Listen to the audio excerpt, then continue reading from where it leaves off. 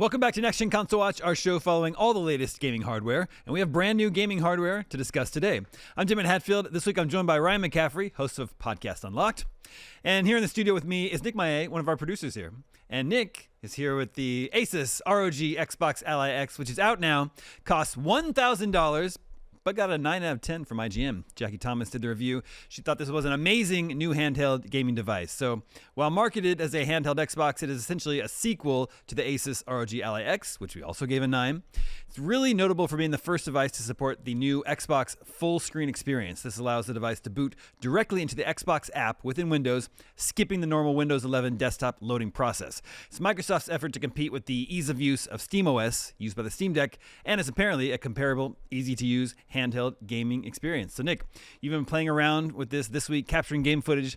What are your thoughts on the ROG Xbox Ally X? It's awesome. I'm actually going to grab it right now from our little stand we got here. It's so someone who plays a lot of games on a Steam Deck and the Switch 2, more the Steam Deck than anything. I think I like this more than the Steam Deck. Let's just talk about the actual hardware itself. It is so comfortable. I love the Xbox controller. Yeah. So bringing that to a handheld, they've tried to make it's kind of like an Xbox controller split in two with a big rectangle in between it, right? Yeah. It just feels like stretch it out, put a screen in it. Everything is in a good spot. You may notice there is no trackpad like the Steam Deck. That's the one thing I don't like about this. When you go into Windows, which you don't really need to that often, but every once in a while you do if you're going to mod a game or something. All of a sudden it's crap, I need a keyboard and mouse. And, that's kind of annoying. But if you like your Xbox Series X, does the interface feel familiar? Does the whole experience feel familiar? Kind of. Yeah, this new Xbox interface, actually I'll let you look at it. Okay, here we go. Is it's really cool. It's super intuitive. It feels like Steam's OS in the Steam Deck, but obviously, more Xbox branded. You can also easily jump into Steam and, all the other launchers and stuff. And it's super intuitive, which I was very surprised because I've tried other handheld PCs and they're always they're great once the game starts, but everything around it is just this kind of cumbersome mess. And it seems like they fixed it with this. Here. They also have this Xbox button right here. Right. That just immediately just jumps right into whatever game you're playing. Or if you hold it, you can go into other apps that you're using. So you say you like it more than the Steam Deck. Do you want one? You want to get one? I would love one. $1,000 is quite the ask. It's a little steep. Yeah.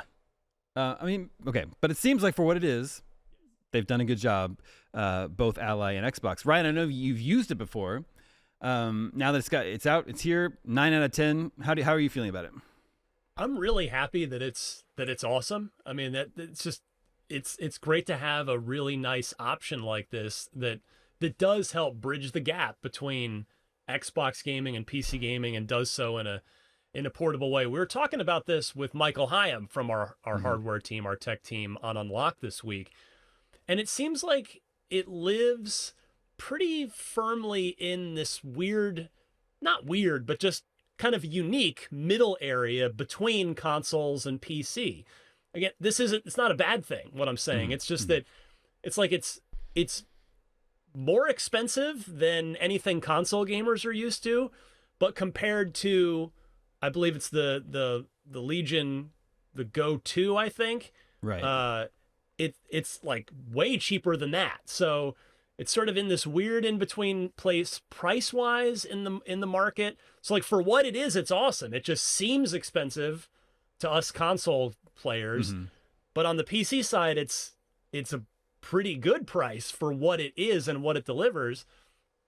And that sort of in-betweenness translates to the game experience too, where, Nick's talking about that it's got an Xbox-like interface, it boots right in, but at the same point, it's still a PC. You still have to juggle some PC stuff if you're not used to it on the console side. And their own trailers, their own marketing for this, in all caps, says this is an Xbox, and it's not. It's a PC. And what we don't want to have happen is for people to see that marketing screamed at them in all caps that this is an Xbox, and to buy one thinking that they're going to be able to play Grand Theft Auto 6 in May on it, because you're not, because there's no PC version of GTA 6. So that's, I guess, a marketing issue more than any kind of complaint about the device itself. But yeah, just for mostly good, I would say mostly good. It does. It just occupies this unique in between space, and I can't personally budget for one after. I think I've said on here I had the privilege of kind of burning a lot of my gaming budget this year on a brand new gaming PC, which I was due for after about 5 years, and so I can't do $1,000 for this, but I'm super glad that it's an awesome device that's benchmarked really well, that should be a real asset to Xbox and PC gamers here for the next at least few years. Yeah, you mentioned not being able to play GTA 6 next year. It'll play a lot of games, but it can't play any game that doesn't have a PC version, or what does Xbox call it? Like Play Anywhere. They have a list of Play Anywhere games, which is over 1,000 games to be fair. And will it play everything going forward for the most part okay, too? Everything going forward, and then everything in Game Pass, right? I'm not 100% sure on that, but I know there's a lot of representation there. Yeah. So a lot of games, but there are some examples. If it doesn't have a PC version, this handheld PC won't play it. So Ryan, there has been a lot of bad news about Xbox recently. They raised the price of all Xbox hardware twice this year. They recently raised the price of Game Pass Ultimate by 50%. Big retailers like Costco, Sam's Club have stopped selling Xbox hardware. But here it is. Is the ROG Xbox Ally X finally a win for them? I mean, you could answer that yes or no and be right in either case. I think it's just sort of how you look at it, right? If you're just looking at it as more of a console-like experience, then, well, sure, it's kind of the Neo Geo of Xbox, yeah, which okay. I realized Only I just 90s dated kids will myself. remember it. Wow. Yeah. Damon, you know what I'm talking about. Oh yeah. But yeah, for our younger listeners, Neo Geo was an ultra powerful console back in I guess it was early 90s, not still late. Yeah. It wasn't the late 80s anymore. Yeah. Where it played like literal arcade quality games back when the home consoles were nowhere near as powerful as arcades. But it did so at a great cost. And so the Neo Geo didn't sell a lot of units, but it was technically awesome. And that's what we have here too, is a technically awesome device that is probably not going to sell to a ton of gamers, only again, just for the price. But if you've got it in your budget, it's a totally great device that seems like you're going to really love. Mm-hmm. At least, they did not mess up this hardware. Just considering the hardware on its own, it seems like they really did a good job. Nick, what games have you checked out on it this week? So I played a lot of Forza on it. Cyberpunk, which didn't run as well as I had hoped. That's one kind of have to go through the settings and figure it out, but I was getting a lot of screen tearing on that. Hogwarts Legacy ran perfectly, getting 120, 100 plus frames on it. Here's my gameplay. Let's ignore that. It's yeah, and then we also played like Final Fantasy VII Rebirth on it, which infamously doesn't run as great on the PC as it does consoles, and it ran pretty well, but so far everything I've done on it, it's like, yeah, this is good, but premium pricing. Can't get over that. Yeah, the price of the ROG Xbox Ally X, it'll probably be a pretty big barrier to entry for many, but for those that can afford it, seems like Asus and Xbox have made a great handheld that stands with the best handheld gaming PCs available today. All right, got a poll for you to vote on for next week. What is your most anticipated November 2025 game? Call of Duty Black Ops 7. Smaller games like Lumines Arise, Deadpool VR, Kirby Air Riders, Stalker 2 coming to PS5, or Terminator 2D. That's the one. That's the one. That's the one for me. Make sure to vote at IGN.com the day this episode goes live. We'll share the results with you next episode, just like we can with last week's episode poll. What was your most anticipated October 2025 game? And Battlefield 6 came out on top. But right behind that, Ryan, Outer Worlds 2. Just a few Glad to points see behind that. Battlefield 6. Then right behind that, Ninja Gaiden 4.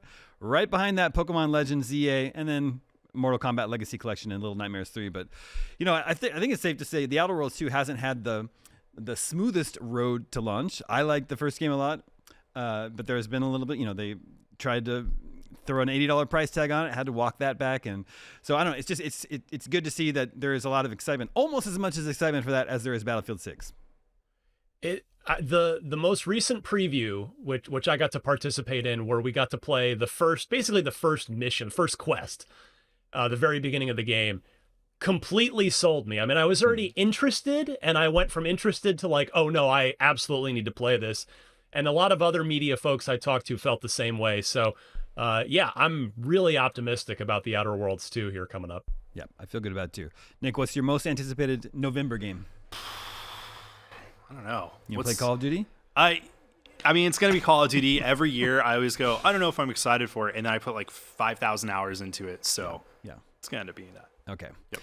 Okay, if you are looking for something to play right now that helps support a great cause, head over to Humble. Live now through November 4th. Grab 8 incredible games for just $14.99, including Atomic Heart, V Rising, System Shock, Story of Seasons, Pioneers of All of Town, Cryptmaster, Pharaoh: A New Era, Hotel Renovator, and Caravan Sandwich. Every purchase supports the Whale and Dolphin Conservation, the leading global charity dedicated to protecting whales and dolphins through research, rescue, and advocacy.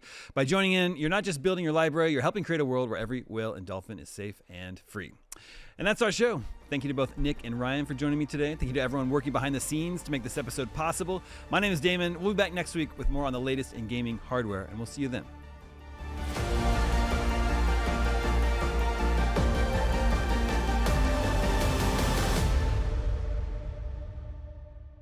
This episode of Next Gen Console Watch was produced by myself, Damon Hadfield, and Jobert Atienza. Technical direction is by Jobert Atienza, with technical production by Marian Franzen and Amir Rakib. Audio engineering is handled by Amir Rakib. Post-production editing is by Jobert Atienza, and graphic design is by Justin Vachon. Next Gen Console Watch is an IGN production and part of the Geek Media Network.